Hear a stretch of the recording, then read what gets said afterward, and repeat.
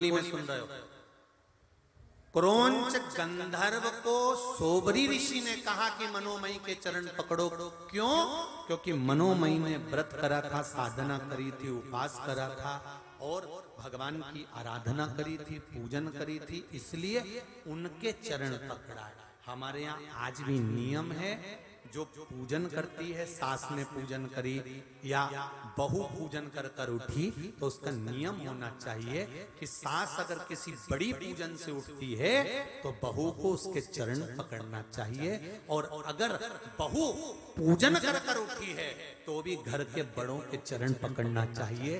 क्या होता है उससे कि उसकी जिंदगी में कभी उसको दुख नहीं झेलना पड़ता, उसकी जिंदगी सुखमय निकलती है।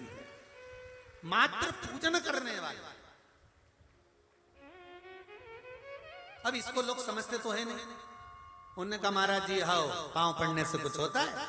अगर पांव पड़ने से कुछ होता तो बात दूसरी है। तो शिव पुराण उठा के देख लो, मार्कंडे जी की उम्र कितनी थी? मात्र छोटी सी उम्र में मार्कंडे जी को मरना था, प्राण छूटना थे मार्कंडे बाबा को, पर उनको कह दिया अगर जितने भी बड़े मिले उनको प्रणाम करते जाना, और रोज सबको प्रणाम करता था।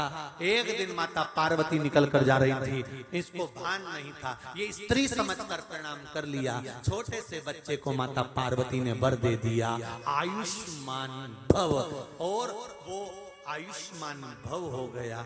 और फिर मार्कंडे को जब मरने का समय आया, यमराज के दूत पकड़ने के लिए आए, तब शंकर के गण वहीं पर खड़े थे। उन्होंने कह दिया ये मर नहीं सकता मार्कंडे, इस मार्कंडे ऋषि को, इस मार्कंडे को कोई मार नहीं सकता। क्यों? पार्वती जी का वर है। तो पार्वती ने कब वर दे दिया? पार्वती जी को बुलाया, आपने इसको कब आशीर्वाद दिया? पार्वती जी बोली मैंने तो आशीर्वाद ही नहीं दिया इसको। मार्कंडे ऋषि का लेख चित्रगुप्त महाराज ने देखा, कहा माता जी आप स्त्री के वेश में, एक ब्राह्मणी के वेश में निकल कर जा रही थी, एक छोटा सा बच्चा दौड़ते हुए आकर आपके चरणों में गिरा था, आपका पांव छुआ था, तो आपने आशीर्वाद दिया था चिरंजीवी भव, आयुष्मान भव, याद करो।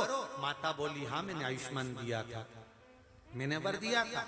बस तो इस बालक की आयु आपके आशीर्वाद से बढ़ गई है। जब बड़ों को हम प्रणाम करते हैं तो हमारे को भी चिरंजीवी आयुष्मान होने का और जीवन में सुखी होने का वर अवश्य प्राप्त होता है। इसलिए बड़ों का आदर करना चाहिए, प्रणाम करना चाहिए, नमन करना चाहिए।